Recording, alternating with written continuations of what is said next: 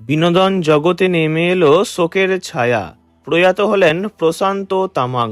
2024 সালে পাতাললোক 2 ওয়েব সিরিজে খল চরিত্রে অভিনয় করে সাড়া ফেলেছিলেন।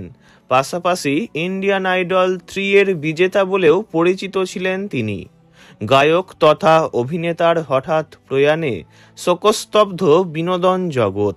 প্রশান্তের বয়স হয়েছিল 43। রবিবার তিনি প্রয়াত হন।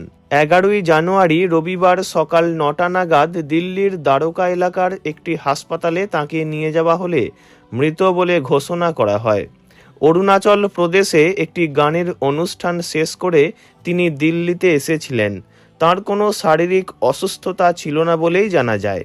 তাই প্রশান্তের মারা যাওয়ার খবরে স্তম্ভিত তাঁর স্ত্রী, পরিবার ও অনুরাগীরা।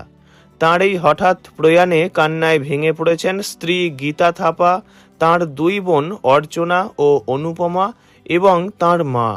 প্রসঙ্গত 1983 সালের 4 জানুয়ারি দার্জিলিংয়ে জন্ম হয় প্রশান্তের। দার্জিলিংয়েই থাকতেন তিনি।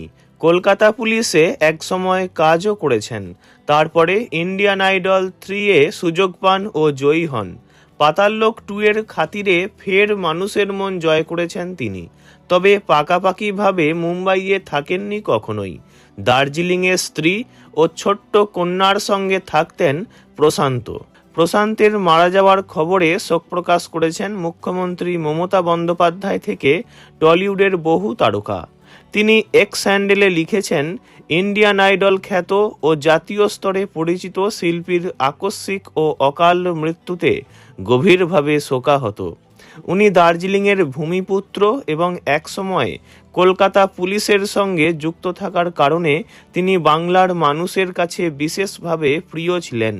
ওনার পরিবার, বন্ধুবান্ধব ও অনুরাগীদের প্রতি আমার সমবেদনা রইল।